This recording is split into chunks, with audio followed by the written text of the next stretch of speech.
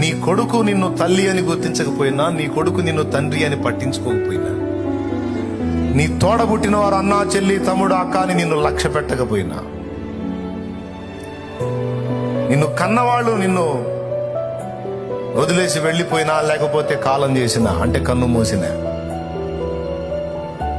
నువ్వు ఎవరికి ఏమీ కాకపోయినా, ఒక్క మాట, నిన్ను తన చేతులతో నిర్మించుకున్న సృష్టికర్త ఒకడున్నాడు. అందరికీ నువ్వు బరువైన, భారమైన, ఆయనకు నువ్వు బరువు కాదు. అందరికీ నువ్వు ఏమీ కాకపోయినా, ఆయనకు మాత్రం ఖచ్చితంగా నువ్వు బిడ్డవి. నువ్వు బిడ్డవి. ఎవ్వరు నిన్ను లక్ష్య పెట్టకపోయినా, ఎవ్వరు నిన్ను గురించి ఆలోచించకపోయినా, నిన్ను సీరియస్ గా లక్ష్య పెట్టేవాడు, నిన్ను అరచేతుల్లో చిక్కుకున్నవాడు యేసయ్య ఉన్నాడు. కాబట్టి ప్రియమైన బిడ్డలారా, ఇక్కడ కూర్చున్న వాళ్ళు కావచ్చు, లైవ్ లో చూస్తున్న వాళ్ళు కావచ్చు, తర్వాత ఇది అప్లోడ్ అయినాక చూసేవాళ్ళు కూడా కావచ్చు, ఈ మాట గుర్తుపెట్టుకోండి.